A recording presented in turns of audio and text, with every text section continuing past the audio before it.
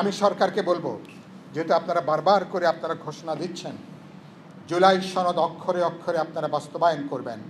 আমরা দেখতে চাইব কেবল ঘোষণা নয়, সরকার পার্লামেন্টে সংবিধান সংশোধন সংক্রান্ত যে কমিটি গঠন করেছেন, সেই কমিটি আপনাদের জুলাই সনদে আমরা যেখানে একমত হয়েছি সেই অনুসারে আপনারা বিলগুলোকে চূড়ান্ত করবেন। বিলগুলোকে নিশ্চয়ই আগামী পার্লামেন্টে বিলগুলো উত্থাপন হবে, আলোচনা করে এগুলো আইনে পরিণত হবে এবং এরপরে যাতে আমরা সাংবিধানিকভাবে যাতে একটা গণতান্ত্রিক সংবিধানের দিকে যেতে পারি। আমাদের দেশের আমাদের যে কষ্ট ভোগান্তি, স্বৈরাচার ফ্যাসিবাদ, প্রধানমন্ত্রী কেন্দ্রিক যে অগণতান্ত্রিক ক্ষমতা কাঠামো গড়ে ওঠে, তার বড় কারণ হচ্ছে বিদ্যমান সংবিধান। এই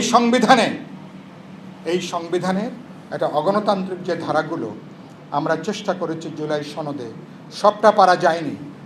অনেকগুলো ক্ষেত্রে আমরা গণতান্ত্রিকভাবে সংস্কার করে সত্যি সত্যি একটা আধুনিক গণতান্ত্রিক রাষ্ট্রের মতন যাতে বিচার বিভাগ যাতে আমরা তৈরি করতে পারি।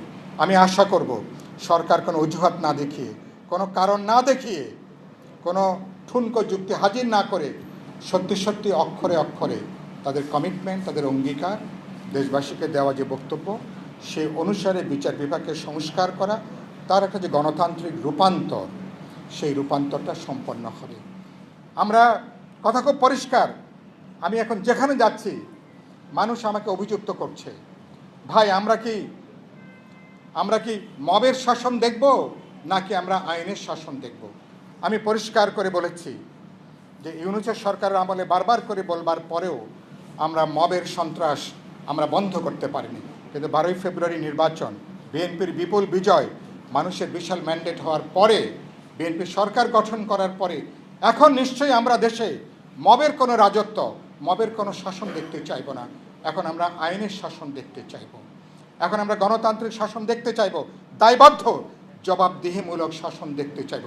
প্রধানমন্ত্রী যেভাবে পার্লামেন্টে তিনি যেভাবে জবাবদিহি করেন, ওই যে প্রশ্নপত্রের জবাব দেন, আমরা অবশ্যই চাইব সকল মন্ত্রী এবং জনপ্রতিনিধিরা যারা ভোট দিয়েছেন জনগণের কাছে প্রত্যেকের জবাবদিহি করবেন।